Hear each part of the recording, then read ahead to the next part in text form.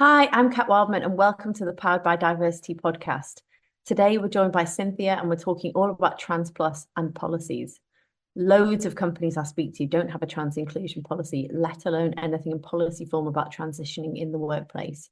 But when you really dig into all the aspects of a policy like that, from changing names on passes to changing email addresses, and before you even get to things like medical leave and even support to dress appropriately, it does need to be thought through before your first employee needs it. It's really not appropriate to make your first transitioning employee do it for you when, as we hear from Cynthia, they have a whole lot of other stuff on their plate. I hope you enjoy the episode.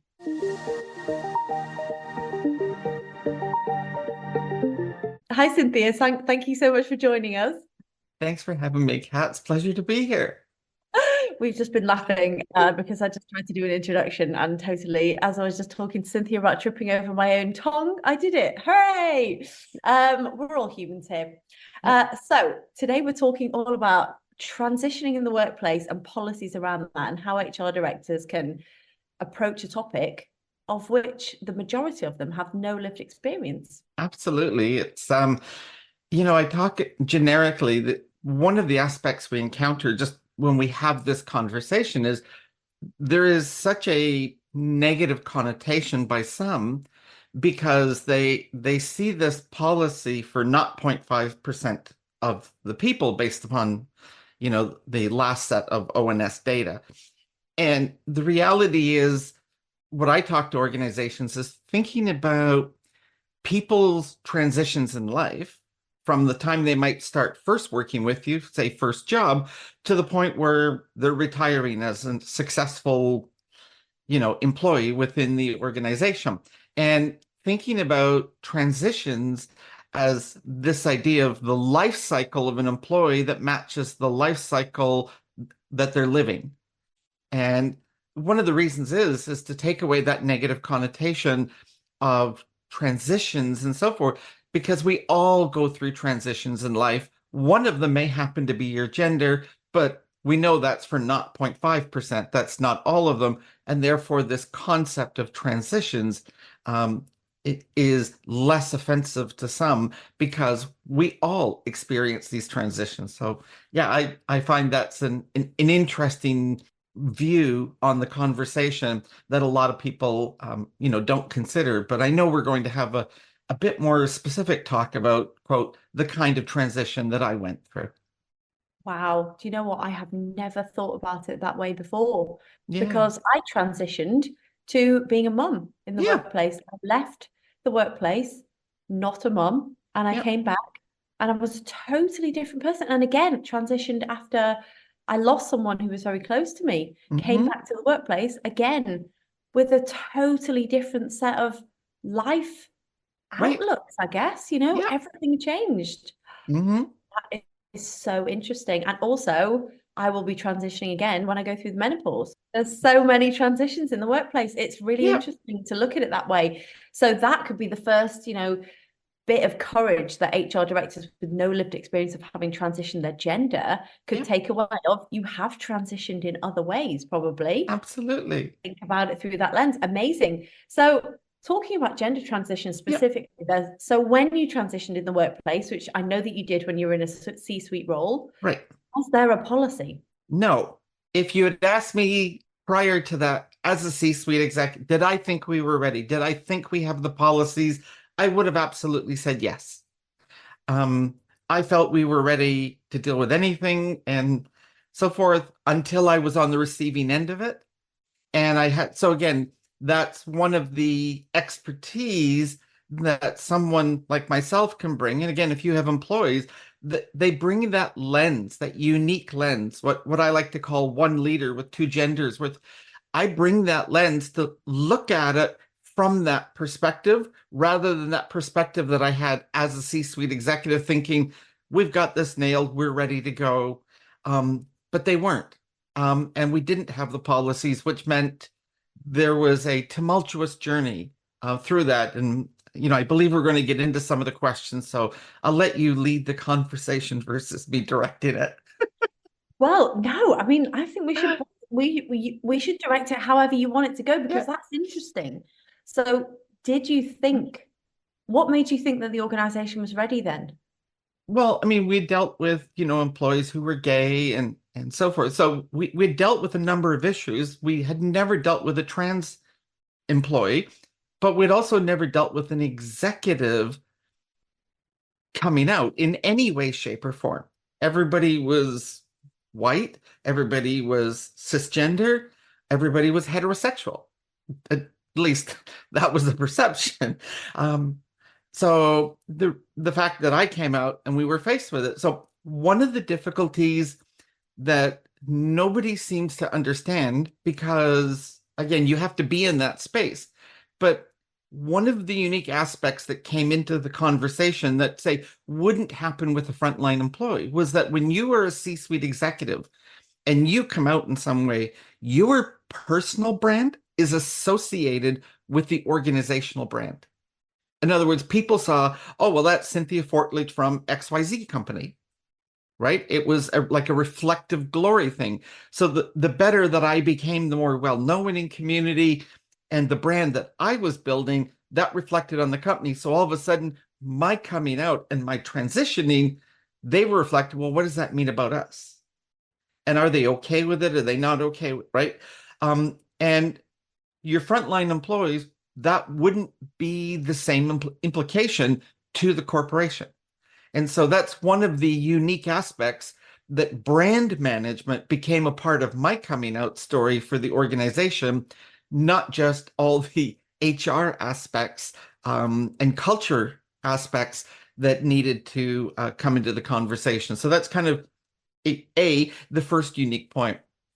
The second was that you need your comms team involved in this process, because one of the first experiences I talk about was we had to decide, because of that brand management component, was how do we deal with all of the interactions? So, all the customer interactions as an executive that I was brought into, all of the vendor interactions, right?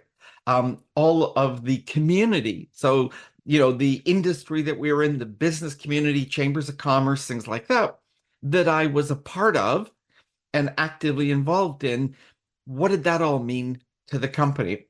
To the tune where we had agreed on a communication policy, and being naive in that there was no policy that dealt with this.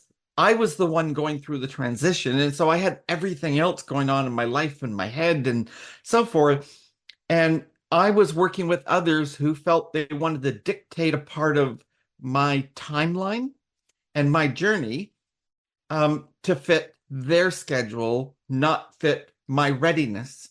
And so that meant what we'd agreed for the communication was I had to pre-declare, because at that point, I think I had pierced my ears, my hair was growing out, my fingernails were growing long, not painted or anything, just clear shellac.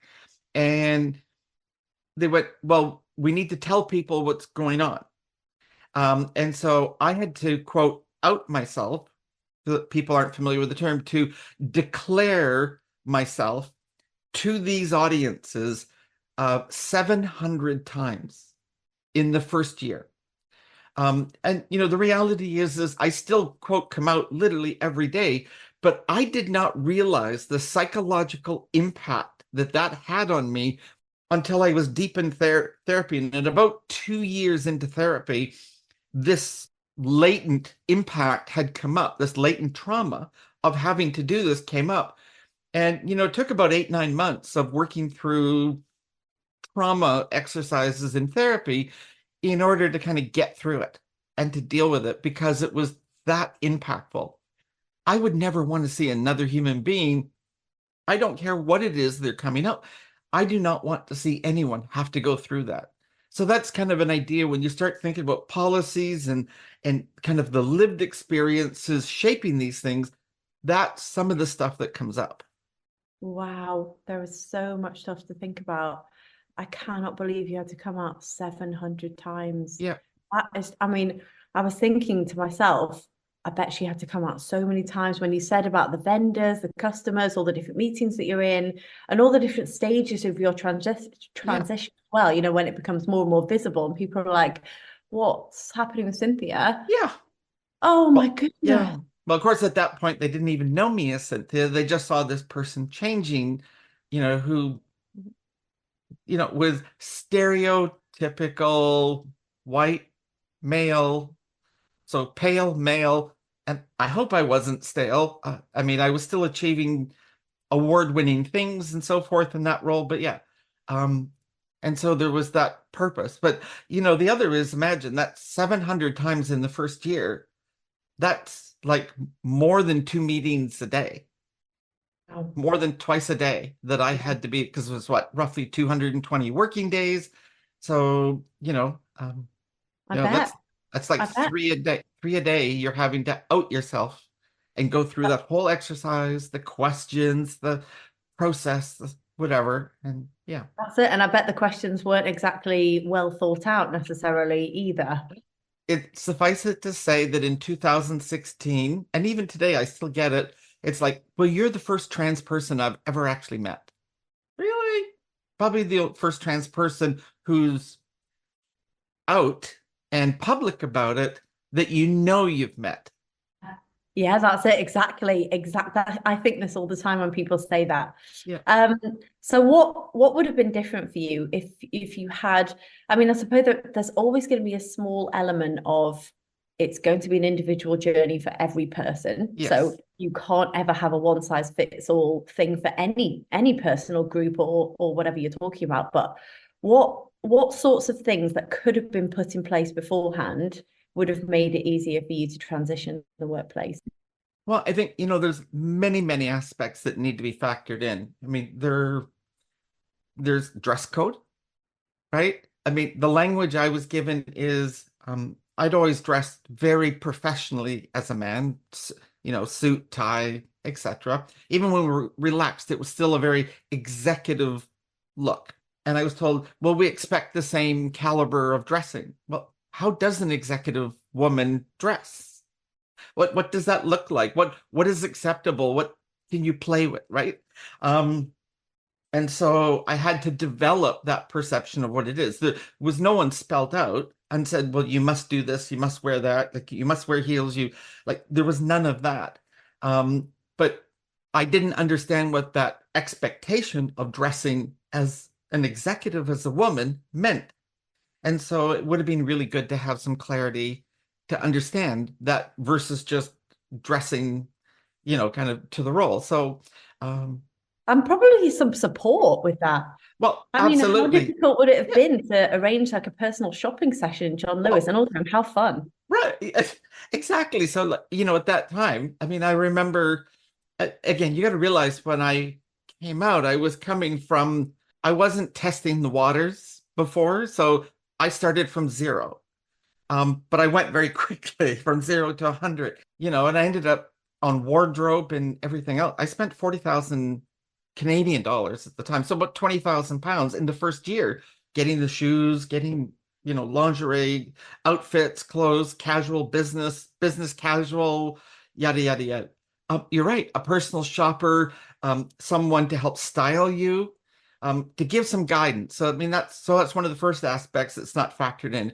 If you've got someone who's maybe not an issue if they're on the shop floor and it's maybe a different set of coveralls or uniform, but if it's kind of addressing, if there's a coat, maybe there's some style guidelines or some style guidance that can be. There is the issue about language. And as you know, I talk a lot. I have this huge social media campaign. I run it's like 40 words now, so it's like over 40 days. I launch a new word every day. And I run it 2-3 times a year. So, people kind of and it's still one of the most popular social media campaigns I run, talking about all the different words that come up.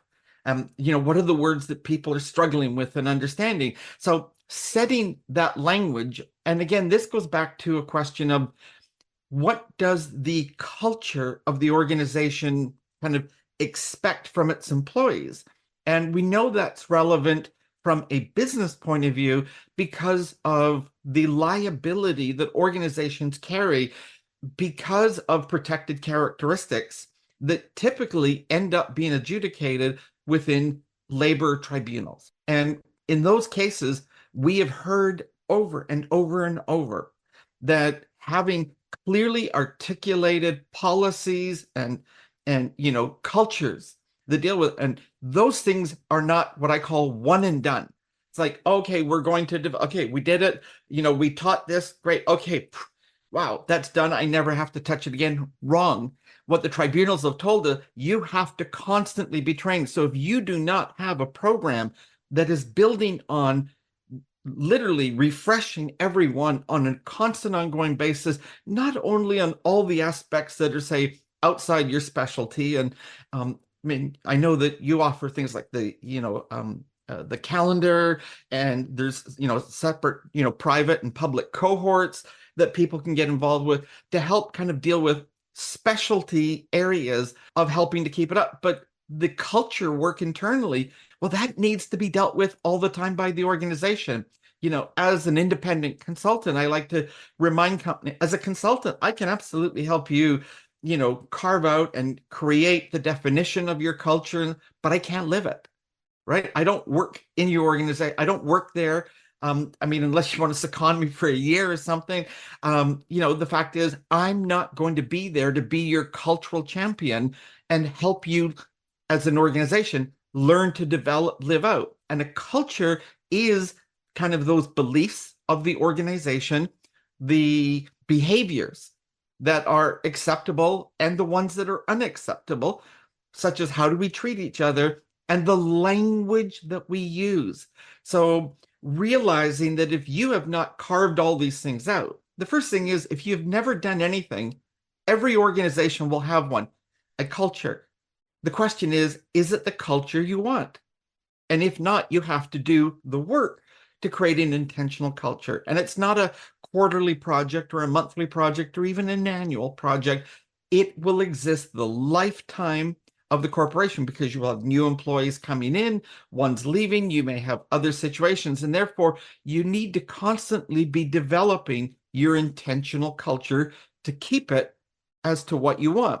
And by doing so, and doing this constant ongoing work and investment, that's what sets an organization up to be successful. When we look at McKinsey reports or Deloitte reports, where they talk about this, 30% bottom line performance improvement, outperforming, peers like in the 20% in terms of innovation and things like this. Those kinds of numbers come from organizations that are intentionally doing this work and having what I call inclusion as a core value, literally at the center.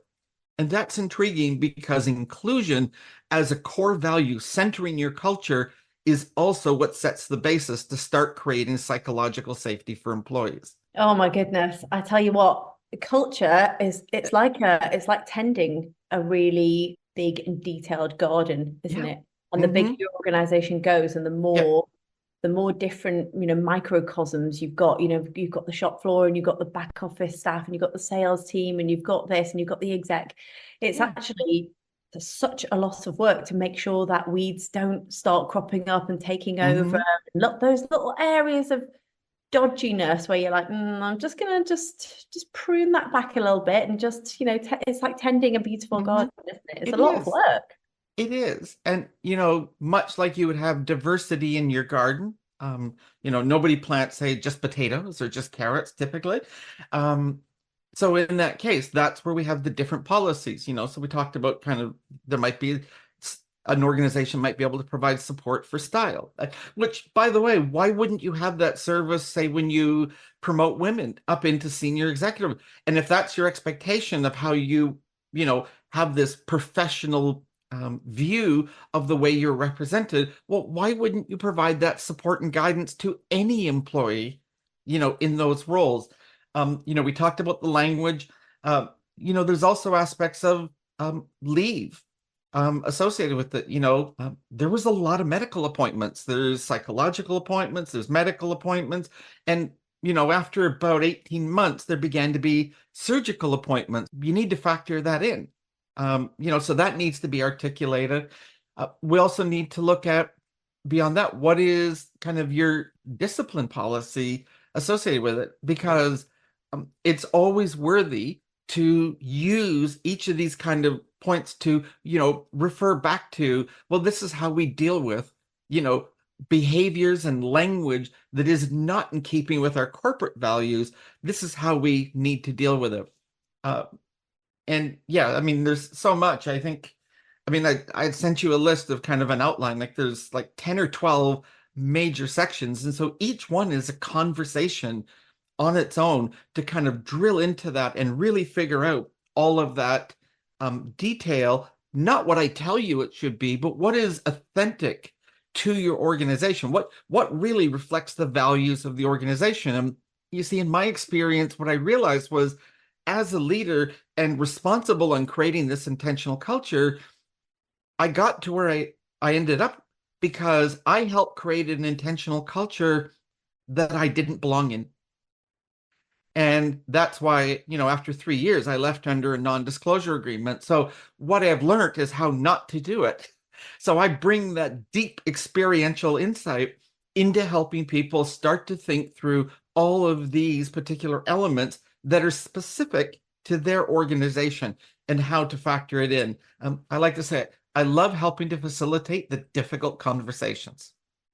Yes, you do. And you're very, very, very good at that.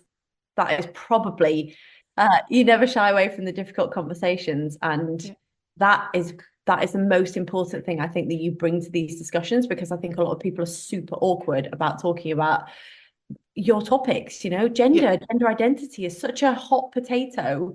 And one of the things that mystifies me is that the people that I've met who identify as trans plus, are some of the most inclusive and approachable people you will ever meet. I think probably because you've gone through so much traumatic questioning in your life. You've experienced so many people saying so many things where you're like, ow, ow, ow, ow. And you can sort of just get used to it. I don't know you ever get used to it, but it definitely becomes a part of the way you live. And I look at it's one of the documents I use in some of the work that I do, especially when talking about privilege with organizations and helping them understanding gender-based privilege, right? There's a diagram I came across that I love to use, and it's the kind of takeoff of Maslow's hierarchy of needs, but it's the hierarchy of privilege. And it's overlaid with socioeconomic status. So someone like myself, pre-transition, I was at the top of the peak, right? White, male, perceived hetero, so forth. So I was at the peak of the privilege thing, but that also put me at the top of the socioeconomic sphere as well. Well, today, I still feel I carry a lot of privilege. I certainly carry white privilege every day. That hasn't changed. And because most days, if I'm traveling the tube, traveling to a client site, people don't clock me. In other words, I pass.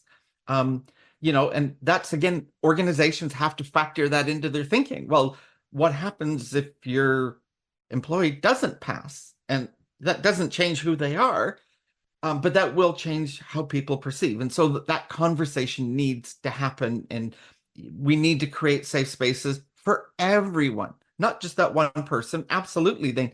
But we also need to factor in everyone, right?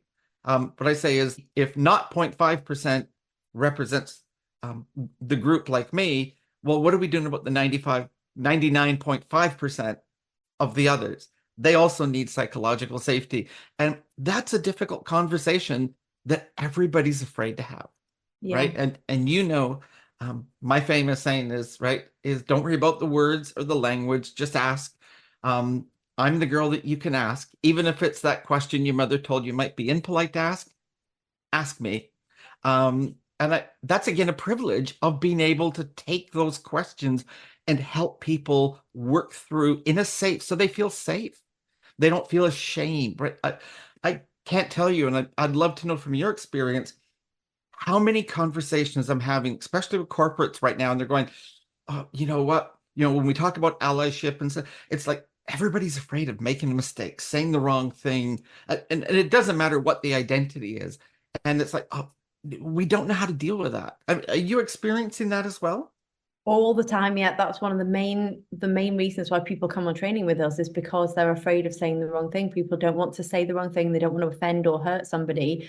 And what actually ends up happening is that they're excluding people just because they're afraid of saying the wrong thing. I worked with two trans women years and years and years ago, and they confided in me that no one would talk to them anymore because they didn't want, well, they didn't know. They just thought everyone was avoiding them and they were massively excluded. And what it turned out from talking to everyone in the department, which was about 150 people, that people they were trying to be inclusive, and they were trying to be kind, and they didn't know what to say, and they were so afraid of saying the wrong thing or doing the wrong thing. They ended up making these two poor women feel so excluded, and that was the opposite of the intention. So we ended up sorting it out like that. But it was just that coming together of, it's okay, you can ask me and I will try my hardest not to get upset, and you try your hardest not to be offensive, but we'll come together in the middle. And the ironic thing is that it's only through conversations, getting to know people on a friendly level, and going for coffee and sitting together at lunch and going for a drink after work or going for a walk around the park,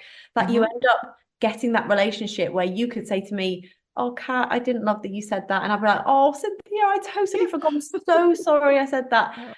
It's all right. And I'll be like, I will never do that again, or I'll try my absolute best not to. And it's those sorts of things. Or, you know, you mentioning to me, hey, did you notice in that meeting we were just in, so and so did this or said this, or did you notice that they didn't listen to me when I said that, and they spoke to Steve instead, and I felt like they didn't look at me. It's those sorts of things where I wouldn't necessarily notice unless I was in a session with you and you could confide in me on that friend level.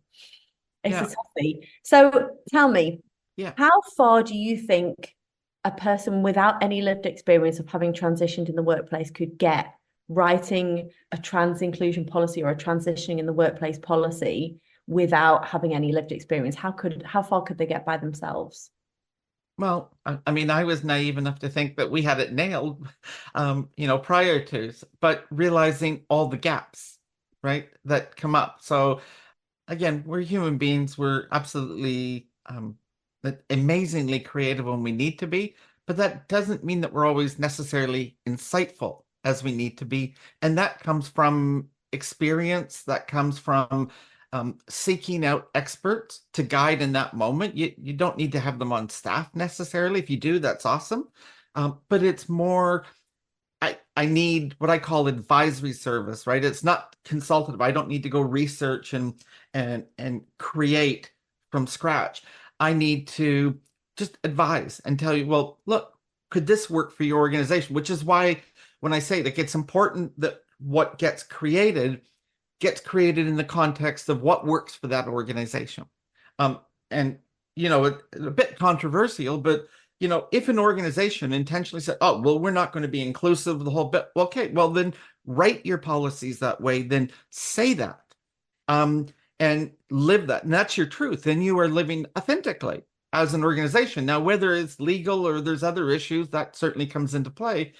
But, if we kind of sidestep it around because we don't want to say it wrong in the whole bit, well, that's even worse if we never even have the conversation, because how do you even know what the word is that you're stepping around? Yeah, totally. Yeah. I think a lot of the fear, and you've just hit the nail on the head with the points you've made in the last 5 minutes, is that a lot of people worry about getting an external person in because they feel like they'll be forced into something that's not authentic. But actually the way that you work, and one of the most, like, you get this feedback all the time from the sessions that we run together, is that you lead people to do it in their own way. So you don't try and say, these words are out, these words are in, you could never say this, you must do that. It's actually like, here's the thing, what do you think about it? How does that feel for you? And you help people to make up their own minds. And that's one of the most beautiful things about a policy, which is based on culture. So you create the situation and then you write the policy to sort of codify what you have already created culturally, rather than going, these are our policies, and then you write them down and put them in a drive and no one ever looks at them again. And then the culture is a whole different thing over there. What's happening on the ground isn't in any way reflective of what you've written down. Exactly. And interesting. Yeah, so there is that whole, dichotomy that we face when, people look at this. It's, you do need both, right? You do need, you need to articulate. I would suggest in written websites, the organization that I was with at the time doing this work, we actually created a booklet. It was like, welcome to a new employee, or if you have a prospective employee and you wanted to give them a sense of what your culture and your organization, we had made this book. It was brilliant. It wasn't all the policies, but it talked about who we are as an organization, and all of these things came embodied in it. And when I went back and looked through all of this material and everything else, and I realized, yeah, we didn't use the word inclusion. We didn't talk about the diverse. And I know that the people around the table that were creating it all looked at that time like me. At least there was men and women, but we were all white.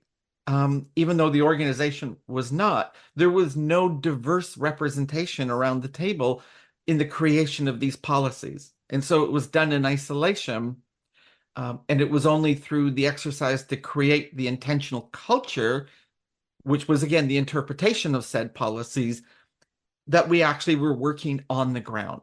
And that's where I became a cultural champion, helping inside the organization to embody those behaviors and language and values of the organization into everyone that was there. So we all understood when we came into this organization what we were coming together to do and how we were going to do it and how we were going to work together to actually accomplish that. Yeah. Every organization does that. If it's unintentional, again, the question is it the culture that you want? And if it's not, then you need to start doing the work. And nobody naturally creates that perfect inclusive culture. And again, it's somewhat controversial because I believe it's aspirational. It is not a goal that you will ever accomplish because people were hugely diverse. If you look at just all the aspects of our identity as a sole person, it's not one thing. My identity is not my trans identity. My identity is not that I'm a woman. My identity is not that biologically I was born male. It's not my religious experiences through, three different types of religious affiliations. So, right? It's not just one, it's all of these things. And so we constantly grow and change and morph. And the person that starts day one in your company and it's their first job in the whole bit is not going to be the person who's mid-tier of the career, who is ultimately, retiring one day. And so that's why I started at the beginning with that idea of life cycles, of the transition of life cycles through, because we do grow and change. And you highlighted a bunch of beautiful scenarios. I think it's those things that we don't factor in and we don't think about when doing this kind of work. Yes, I don't think that people actually have culture in their mind as an aspirational thing that you're always working to a lot of the time. I think they want to achieve culture right now. And they this is what all these pulse surveys, the intention is great, but I feel like pulse surveys drive reactionary, short-term tactical behaviors to try and whack them all that red line down or that result away before the next time, when actually people should just relax about culture a little bit more and just go, we are cultivating it. And when you cultivate something, it's not an overnight thing, it's a long time thing. And it takes time to grow and you have to nurture it all the time. So I have absolutely loved this conversation. It's been so interesting. I think that our audience will find it really interesting as well. I think there's certain things that you can do yourself as an HR person, but I also think getting that guidance from someone who you have a safe relationship with, Cynthia is the ideal person, then it could just be the icing on the cake, and those little things that you haven't thought about, and just going through each of those line items, or even having a facilitated discussion as a leadership team or a wider group, going, including your employees who identify as trans plus, or however they identify in terms of gender identity, without going to the employee and going, that one person who is trans plus, and going, hello, so on key cards and changing your name on the key card, how did that go for you? And what should we do there? And asking them all the questions, because it just puts weight of responsibility on their shoulder when they could be a coder, they could be an accountant. That's not necessarily what they are at the organization to do. So I think you can get a certain way, think about it holistically in terms of transitioning in general, in all the different ways that people can transition, factor gender identity in, and maybe get a bit of consultancy from Cynthia. And when they do, how could people contact you? Lots of different ways. They can find me as CAF Services on TikTok and on Instagram. Obviously, you can look up Cynthia Allison Fortlage on LinkedIn as well, or just Cynthia Fortlage at cynthiafortlage.com is the email address. And certainly, happy to engage in an exploratory conversation. Always let everybody know before the meter runs, but it never hurts to have an exploratory conversation to get started. Amazing. I would highly recommend having a conversation with Cynthia in general, just because she's a wonderful life-affirming person to be around. Thank you so much, Cynthia. You're welcome, Kat. Thank you.